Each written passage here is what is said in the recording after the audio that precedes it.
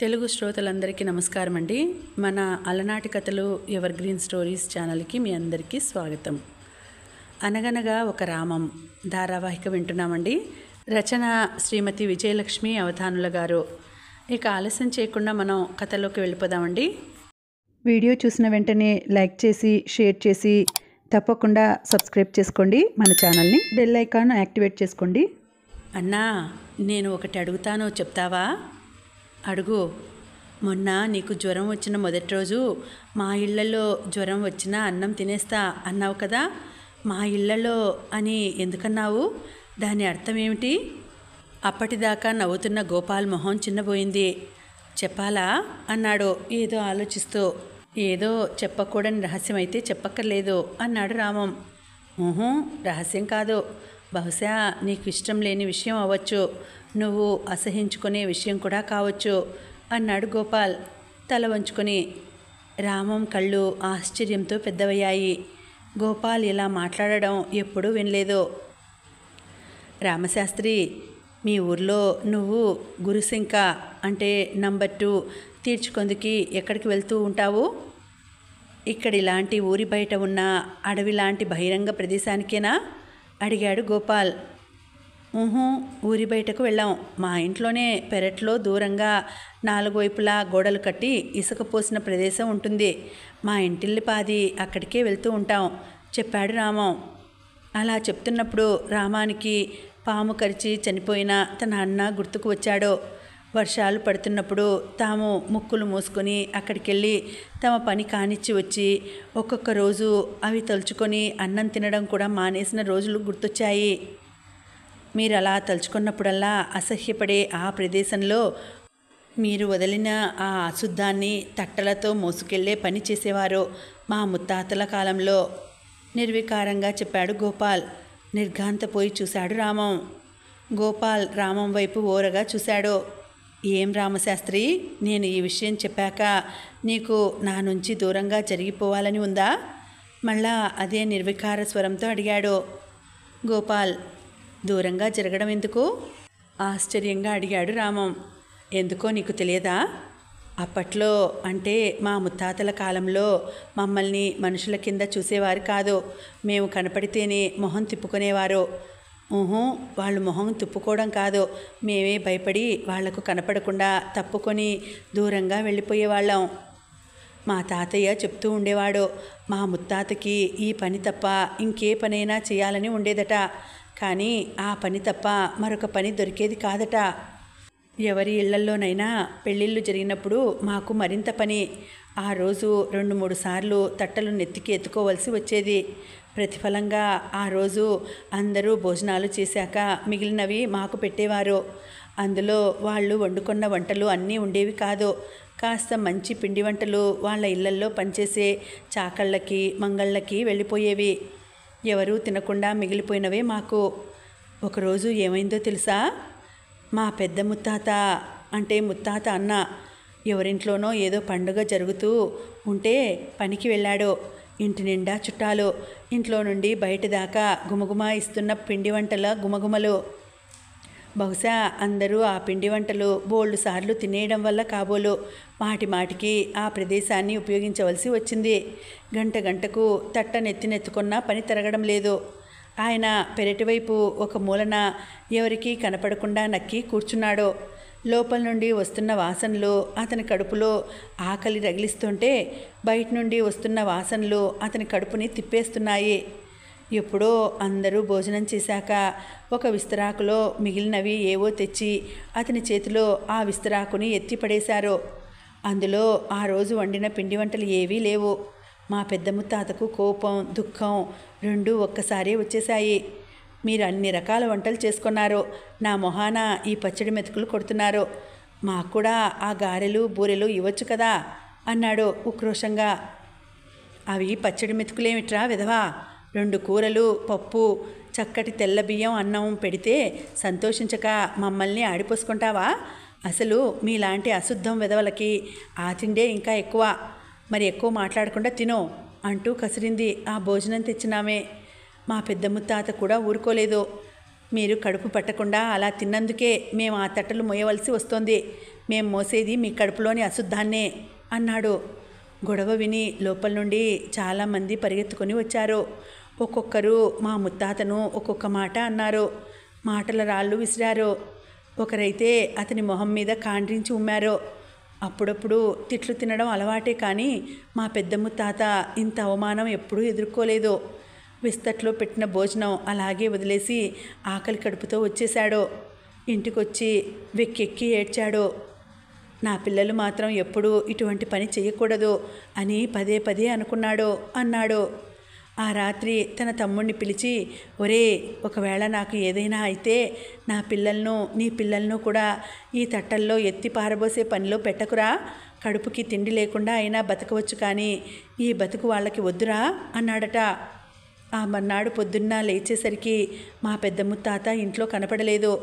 ఎప్పుడో పొద్దెక్కాక ఊరి బయట చెరువులో అతని శవం తేలింది. మా ఇళ్లల్లో వాళ్ళందరూ గొల్లుమన్నారు. కానీ పనికి వెళ్తే తప్ప పొట్ట గడవని పరిస్థితి. దుఃఖాన్ని అవమానాన్ని దిగమింగుకొని అందరూ పనికి వెళ్ళారు. ఒక్క మా ముత్తాత తప్ప.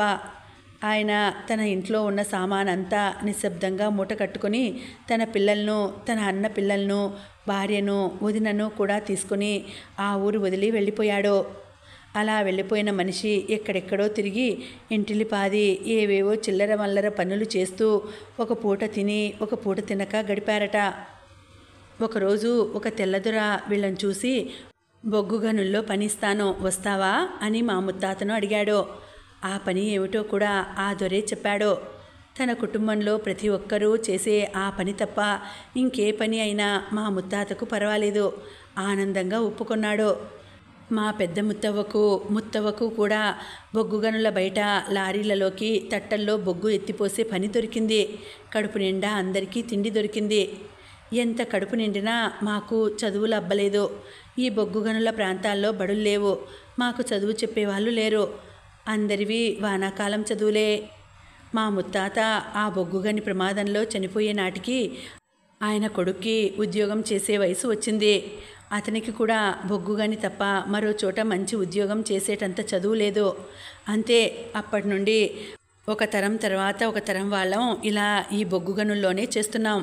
నేను మా కుటుంబం అందరిలోకి కాస్త నయం. ఇప్పటికీ సర్దారు పోస్టుకి వచ్చాను. ఇప్పుడు మా కుటుంబాల్లో అందరూ కాస్తో కూస్తో బాగుపడినా అప్పుడు 100 ఏళ్ల క్రితం మా పెద్ద ముత్తాతకు జరిగిన అవమానం తలుచుకుంటూ ఉంటే రక్తం ఉడికిపోతూ ఉంటుంది. మేము చదువుకోలేని పరిస్థితుల్ని తలుచుకుంటే మా కడుపుల్లో దుఃఖం సుళ్ళు తిరుగుతుంది. 100 ఏళ్ల క్రితానికి ఇప్పటికీ పరిస్థితులు చాలా మారాయి. కానీ అప్పుడు మాకు జరిగిన ఆ అన్యాయపు ప్రభావం ఇప్పటికీ మా మీద ఉంది. అందుకే నాకు చదువుకున్న మీలాంటి కుటుంబాల వాళ్ళని చూస్తే ఒకవైపు సంభ్రమం, ఒకవైపు అసూయ. నేను ఎప్పుడూ అనుకుంటూ ఉంటాను, ఎప్పుడో అంటుకున్న ఆ మంటను ఇంకా చల్లార్చేయాలని. కానీ ఎంత ప్రయత్నించినా నా వల్ల కావడం లేదు.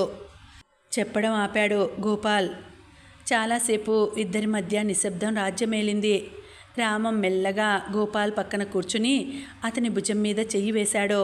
చటుక్కున తలెత్తి ఆశ్చర్యంగా చూశాడు గోపాల్. రామాన్ని ఏదో అడగబోయి మానేశాడు గోపాల్. అన్నా, నువ్వు ఏం అడగదలుచుకున్నావో నేను ఊహించగలను. ఒకవేళ నేను ఇప్పుడు కూడా ఆ పనే చేస్తుంటే నువ్వు నా భుజం మీద ఇలా చెయ్యి వేసేవాడివా అని అడగబోయావు కదూ. అరే, నువ్వు సరిగ్గానే ఊహించావు రామశాస్త్రి. ఎలాగైనా మీ వాళ్ళ తెలివితేటలే వేరు, సంభ్రమంగా అన్నాడు గోపాల్. అన్నా, నేను ఒకటి చెప్పనా? నన్నింట్లో అందరూ రామం అని పిలుస్తారు. నువ్వు కూడా అలాగే పిలువు. పక్కన శాస్త్రి అని తగిలించక్కర్లేదు. ఇకపోతే ఇందాకటి నీ సందేహానికి సమాధానం.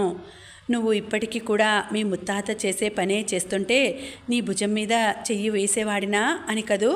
నిజం చెప్పాలంటే నేను ఈ విషయం గురించి ఎప్పుడూ ఆలోచించలేదు. బహుశా ఆ ఆలోచన రాకపోవడం కూడా నా తప్పేమో.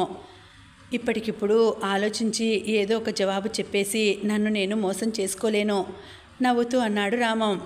కొన్ని నిమిషాలు ఏదో ఆలోచించి నెమ్మదిగా అన్నాడు గోపాల్. నీ దగ్గర నేను చేసిన ఒక పని ఒప్పుకోవాలి రామం. చెప్పన్నా? ఆ మధ్య మా ఊరికి వెళ్ళాను. అక్కడ మా పెరట్లో కూడా ఇటువంటి ఇసుక పోసిన మల విసర్జన స్థలం ఉంది. ఇది 1945-50 మధ్య కాలం అని గుర్తించాలి. నేను వెళ్ళిన రోజు కడుపులో కాస్త చికాకు చేసి అత్యవసరం అయ్యి ఆ స్థలానికి వెళ్ళాను. నేను వెళ్ళిన సమయానికే నెత్తి మీద తట్టతో అక్కడ బాగు చేసిన మనిషి బయటకు వస్తున్నాడు. నేను గబుక్కున దూరంగా జరిగి మొహం అసహ్యంగా మరొక వైపుకి తిప్పేసుకుని ముక్కు మూసుకున్నాను. ఒకప్పుడు అంటే మా ముత్తాతల కాలంలో ఇటువంటి ప్రవర్తన మాకు కోపం తెప్పించేది. కానీ నేను మాత్రం ఏం చేశాను? ఆ తర్వాత నేను దాన్ని తలుచుకుంటూ ఉంటే నా మీద నాకే కోపం వచ్చింది. నా మీద నాకే వచ్చిన ఆ కోపాన్ని కూడా అప్పుడప్పుడు ఇతరుల మీద కూడా చూపెడుతూ ఉంటాను. చెప్పడం ఆపాడు గోపాల్. రామం గోపాల్ భుజం మీద నుండి చెయ్యి తీయలేదు. అన్నా, క్రమంగా మన దేశంలో పద్ధతులు మారుతున్నాయి. దొరల ఇళ్లలో లాగే కొన్నేళ్లలో అందరి ఇళ్లలోనూ లెట్రిన్లు రావచ్చు. అప్పుడు అసలు ఈ పనులే ఉండవు. మనుషుల మనస్తత్వాల్లో మార్పు రావాలి, నిజమే. కానీ అంతకంటే ముందు పూర్తి వ్యవస్థలోనే మార్పు రావాలి. ఒక్కొక్క మనిషి కలిసి ప్రయత్నిస్తే వ్యవస్థలో కూడా మార్పు వస్తుంది తప్పకుండా. గోపాల్ రామం వైపు కళ్ళు పెద్దవి చేసుకొని చూశాడు. నీకు కేవలం 18 ఏళ్ళు అంటే నమ్మలేకపోతున్నాను అన్నాడు నవ్వుతూ. మర్నాడు పొద్దున్నే రామం తన ఇంటి యజమాని దగ్గరికి వెళ్ళి, ఇక్కడ ఎవరి దగ్గరైనా సైకిల్ ఉందా? నాకు 4-5 రోజుల గురించి కాస్త అవసరం ఉంది అని అడిగాడు. మైనుకెళ్ళడానికా? అవునండి, మా స్నేహితుడు ఒకడికి మొన్ననే జ్వరం వచ్చి తగ్గింది. బాగా నీరసంగా ఉన్నాడు. 1-2 రోజులు సైకిల్ మీద తీసుకెళ్దామని. నీకు సైకిళ్ళు కావాలంటే అద్దెకు దొరుకుతాయి. మన మెస్సుకి వెనకవైపు వీధిలో సైకిళ్ళు అద్దెకిచ్చే దుకాణం ఉంది. రోజుకి అనా అద్దె. నువ్వు కావాలంటే అద్దెకు తీసుకోవచ్చు అన్నాడు ఆయన. నిజంగానా అంటూ సంతోషంగా అక్కడి నుండి వెళ్ళిపోయాడు రామం. వెనక వీధికెళ్ళి ఒక సైకిలు ఒక రోజుకి అద్దెకు తీసుకొని ఆ సైకిల్ మీదనే తిన్నగా గోపాల్ గదికి వెళ్ళాడు. వెళ్తూ వెళ్తూ మెస్సులో ఇడ్లీలు పొట్లం కట్టించి తీసుకెళ్లడం మర్చిపోలేదు. అన్నా, ఆఫీసు సమయానికి నేను వచ్చి నిన్ను సైకిల్ మీద గని దగ్గరకు తీసుకువెళ్తాను. నువ్వు ఇంకా నీరసంగా ఉన్నావు కదా, అంత దూరం నడవలేవు అన్నాడు రామం గోపాల్ వైపు ఆప్యాయంగా చూస్తూ. గోపాల్ కళ్ళల్లో నీళ్లు తిరిగాయి. ఆ కన్నీళ్లు రామానికి కనిపించకుండా మొహం పక్కకు తిప్పుకున్నాడు. రోజుకి అనా ఖర్చు పెట్టి సైకిల్ అద్దెకు తీసుకున్నావా? ఎందుకు? ఇప్పుడు అనవసరమైన ఖర్చు అన్నాడు గొంతు పెగల్చుకొని. రామం నవ్వాడు. అన్నా, ఇది అనవసరమైన ఖర్చు కాదు, అవసరమైనదే.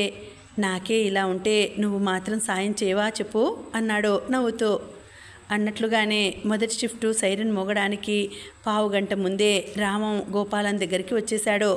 గోపాల్ను వెనక కూర్చోబెట్టుకొని రామం సైకిల్ మీద మైనుకి చేరుకున్నాడు.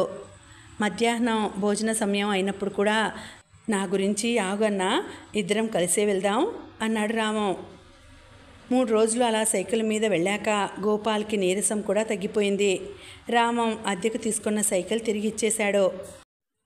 మైన్ నుండి బయటకు వస్తున్నప్పుడు దారిలో కనపడే విశేషాలు చూడాలన్న రామం కోరిక అలాగే ఉండిపోయింది. గోపాల్కి కూడా ఒంట్లో బాగైపోయి ఇంకా అతని గురించి వేచి చూడవలసిన అవసరం కూడా లేదు. ఇవాళ సాయంత్రం కనీసం ఆ స్తంభం మీద ఏమి రాసిందో తెలుసుకోవాలి ఉత్సాహంగా అనుకున్నాడు రామం.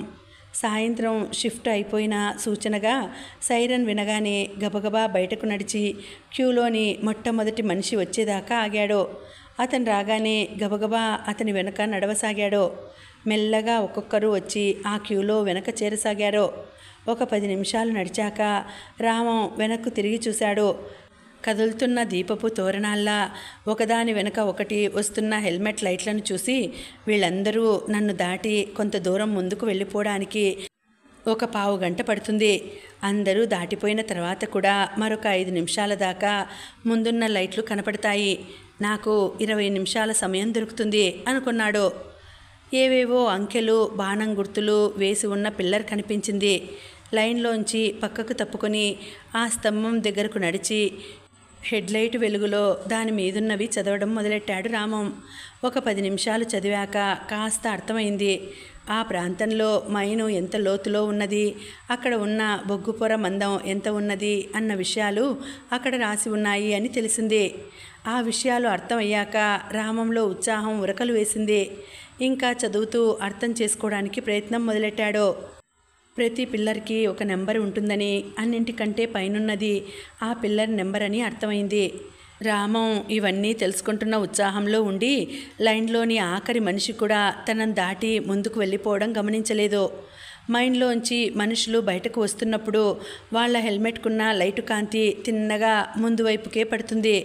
అదిగాక బయటకు వస్తున్న ప్రతి వాళ్ళు తమ ముందు నడుస్తున్న వారి మీదే దృష్టి పెట్టి నడుస్తారు. అందువల్ల తమ పక్కన ఒక 10 అడుగుల దూరంలో మరో మనిషి నిల్చుని ఉన్నాడని కూడా గమనించలేరు. ఆ విధంగా ఆఖరి మనిషి కూడా రామాన్ని గమనించకుండానే లైన్ అంతా ముందుకు వెళ్ళిపోయింది. రామం తాను తెలుసుకుంటున్న విషయాల వల్ల ఎంత ఉద్వేగం చెందాడంటే ఆఖరి మనిషి కూడా తనను దాటిపోయాడు అని గమనించనంత. ఆ స్తంభం మీద ఒకవైపుకు చూపెడుతూ ఏదో బాణం గుర్తు ఉంది. వెంటిలేషన్ ఫ్యాన్ నుండి గాలి ఎటువైపుకు వెళ్తోందో సూచించే గుర్తు అది. ఆ గుర్తు చూశాక రామానికి లైను విషయం గుర్తొచ్చింది. గబుక్కున పక్కకు వెళ్ళి చూశాడు. ఆఖరి మనిషి కూడా తనను దాటిపోయి ఓ 30 అడుగులు ముందుకు వెళ్ళిపోయి ఉన్నాడు. పర్వాలేదు, ఒక్క 5 నిమిషాల్లో ఆ బాణం గుర్తు వెళ్ళిన వైపు ఏముందో చూసేస్తే వెనక్కు తిరిగి పరిగెత్తుకొని వెళ్ళి లైన్ నుంచి అందుకోవచ్చు అనుకున్నాడు. బహుశా ఒక చెయ్యి గోడకు ఆంచి అలా కొంత ముందుకు వెళ్ళి గోడ మీద నుండి చెయ్యి తీయకుండానే మళ్ళా వెనక్కు తిరిగి వచ్చేస్తే రామం అనుకున్న ప్రకారమే జరిగిపోయేదేమో. కానీ రామం అలా చేయలేదు. అలా చేయాలని కూడా రామానికి తెలియదు. గోడ మీద చెయ్యి వేయకుండానే హెడ్లైట్ కాంతిలో దారి మధ్య నుండి వెళ్ళిపోయాడు. అక్కడ రామం గమనించని విషయం ఏమిటంటే రామం వెళ్ళిన ఆ దారి కాస్త వంపు తిరిగి వెళ్ళింది. అలా వెళ్తున్నప్పుడే మధ్యలో ఆ దారి కాస్త చీలి మరోవైపుకు కూడా వెళ్ళింది.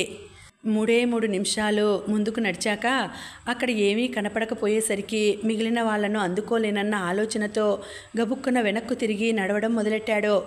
తాను వచ్చిన దారిలోనే వెనక్కు నడిచాను అని రామం అనుకున్నాడు. కానీ తాను అక్కడికి వస్తున్నప్పుడు మధ్యలో చిలిన దారిలోకి తాను నడిచానని గమనించలేకపోయాడు.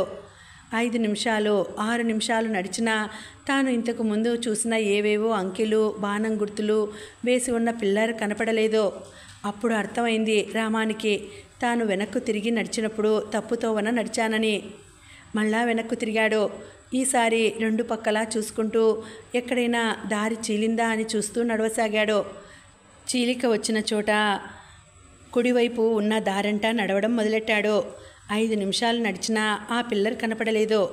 ఇప్పుడు వెనక్కు వెళ్ళినా సరైన దారిలో వెళ్తానన్న నమ్మకం లేదు.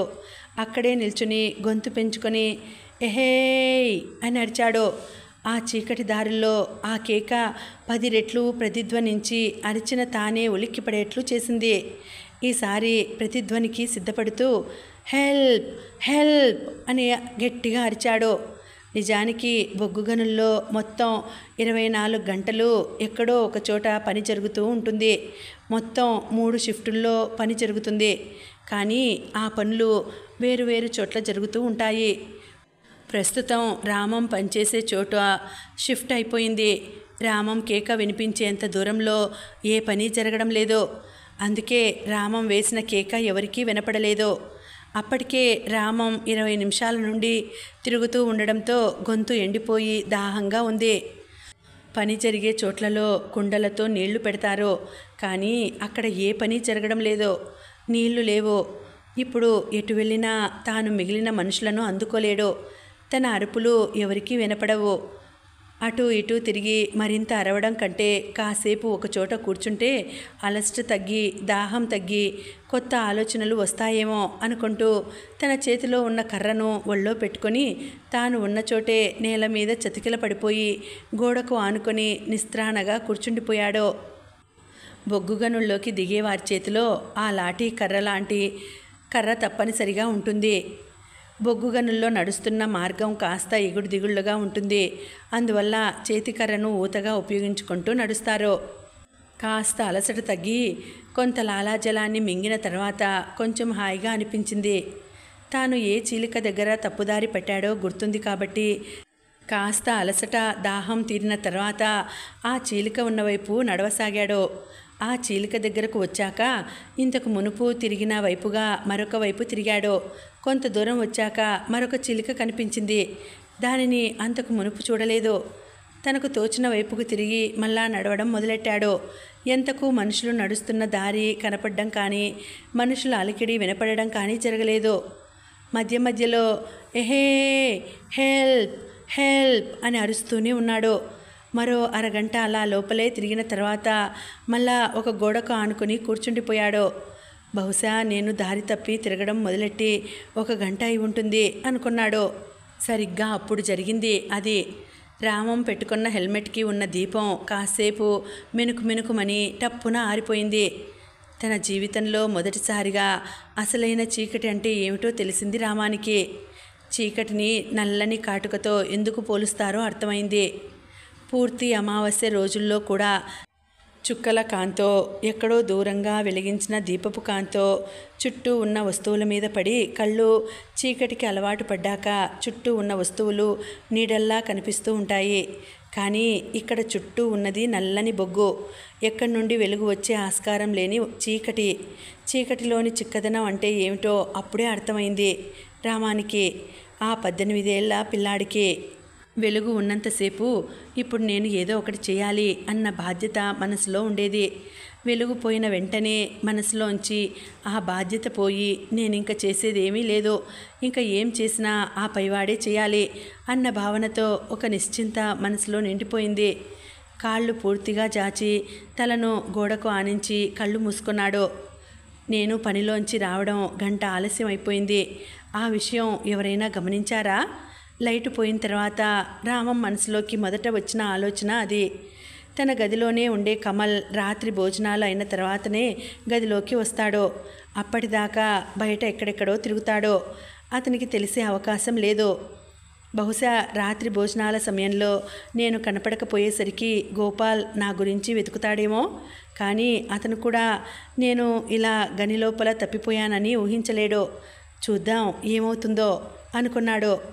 రామానికి బొబ్బిలిలో ఉన్న అమ్మ గుర్తొచ్చింది. బహుశా అమ్మే ఈ ఊర్లో ఉంటే తాను రావడం ఇంత ఆలస్యం అయినందుకు గాబరా పడిపోయి ఎలాగోలా ఎవరి చేతనైనా వెతికించేది. ఏమో అమ్మకు ఏం చేయాలో తెలియకపోయినా ఎవరో ఒకరి కాళ్ళు చేతులు పట్టుకొని అయినా తన జాడ కనుక్కునేటట్లు చేసేదేమో అనుకుంటూ నవ్వుకున్నాడు. ఈ సంఘటన గురించి ఓ అమ్మలు కథ ధారావాహికలో కూడా రాశాను. అయితే అందులో చిన్నపిల్లలకు చెప్తున్న కథ కాబట్టి కాస్త సులభ శైలిలో రాశాను. ఇక్కడ ఇంకా విపులంగా రాశాను. సంఘటన అదే కాబట్టి పునరుక్తి దోషం ఉండదని అనుకుంటున్నాను. ఒరేయ్ రామం, ఇప్పుడింక నువ్వు చేయవలసిన పని ఏమీ లేదు. ఆలోచించు, ఏదో ఒకటి. నీ మనసులోకి ఏదొస్తే అది ఆలోచించు. అప్పుడింకా నీకు నీ చుట్టూ ఉన్న చీకటికి బదులు మనుషులు కనపడతారు. రామం తనకు తానే చెప్పుకున్నాడు.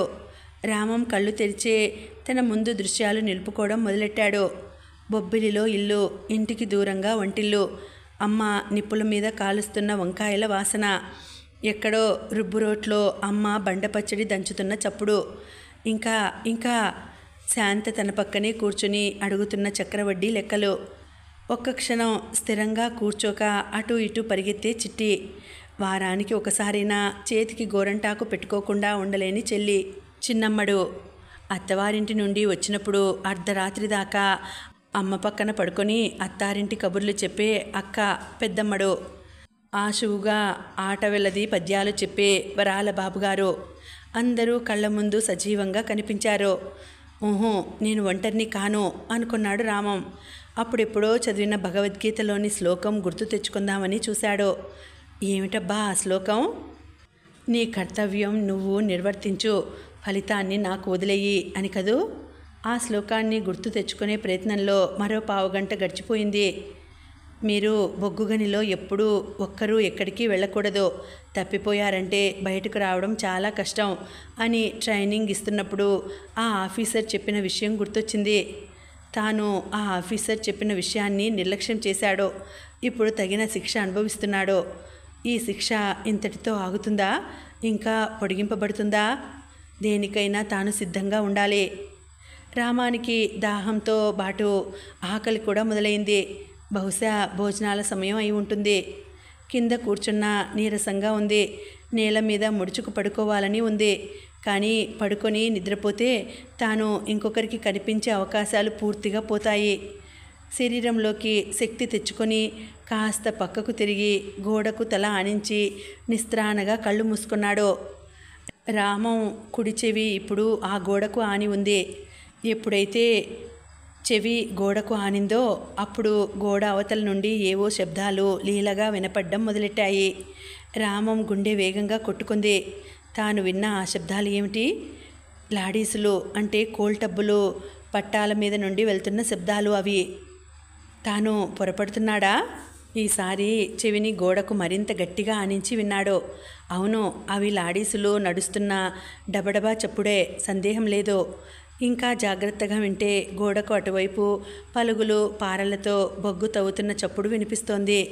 అంటే గోడకు అటువైపు సెకండ్ షిఫ్ట్ వాళ్ళ పని మొదలైంది. తాను ఆనుకొని ఉన్న గోడ దాదాపు 7-8 అడుగుల మందం ఉండొచ్చు.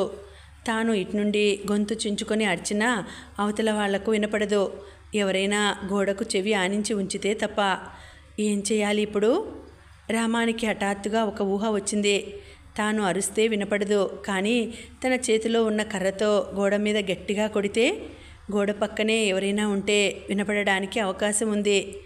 బొగ్గు గనుల్లో లఘుశంక తీర్చుకునే స్థలాలు వేరేగా ఉండవు. ఎవరికైనా అవసరం వచ్చినప్పుడు మనుషులకు కాస్త దూరంగా ఒక గోడ దగ్గరికి వెళ్ళి తమ పని కానిచ్చుకొని వస్తారు.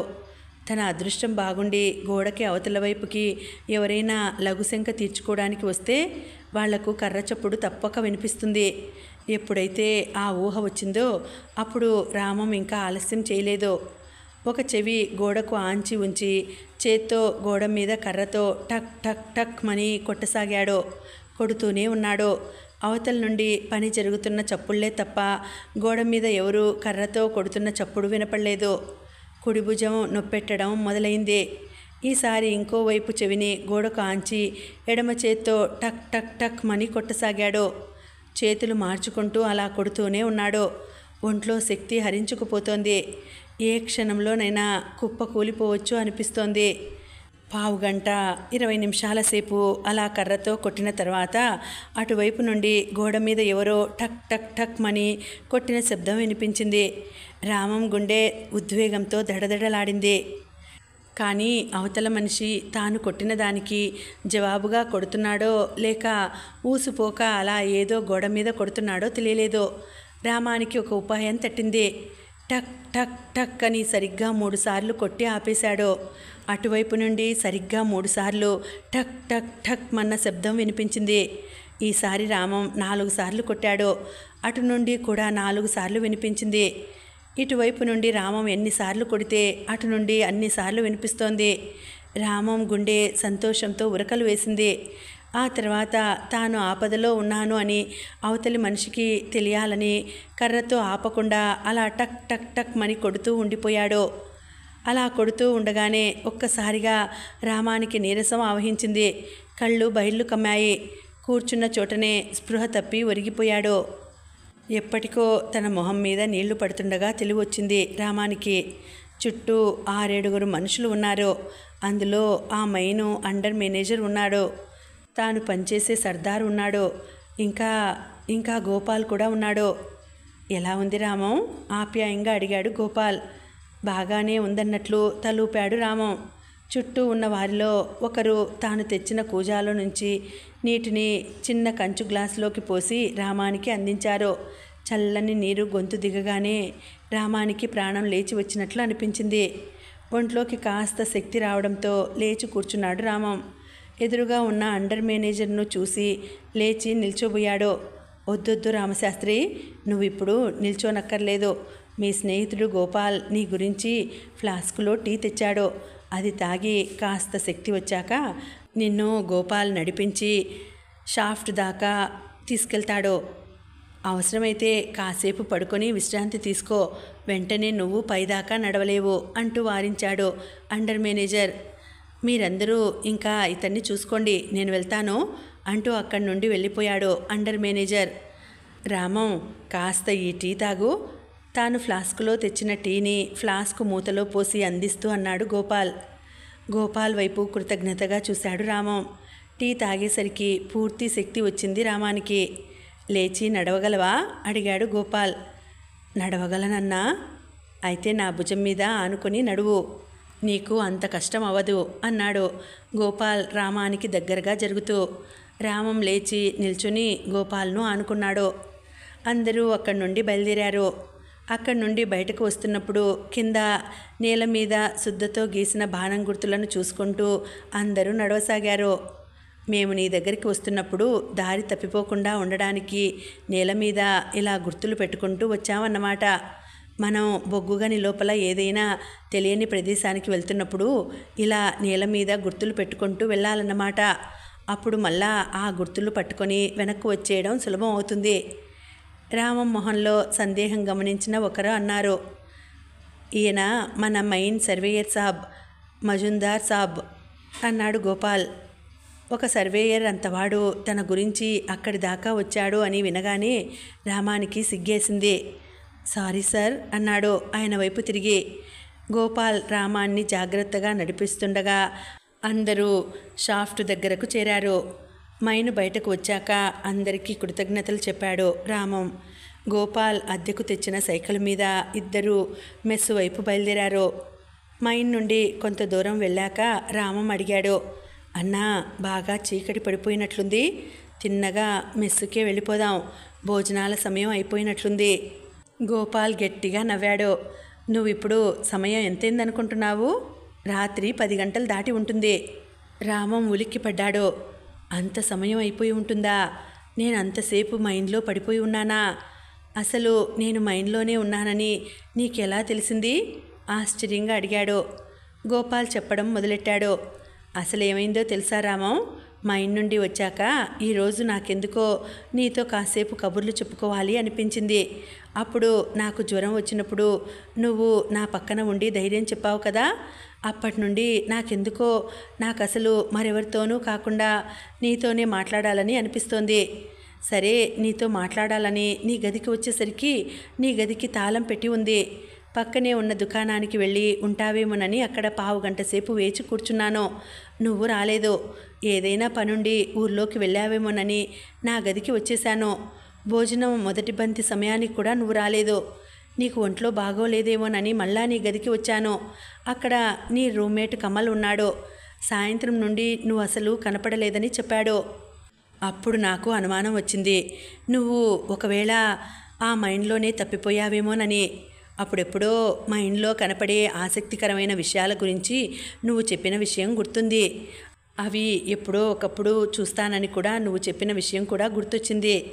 అమ్మో, ఈ పిల్లాడు అవేవో చూసుకుంటూ గని లోపల తప్పిపోయి ఉంటాడు అనుకున్నాను.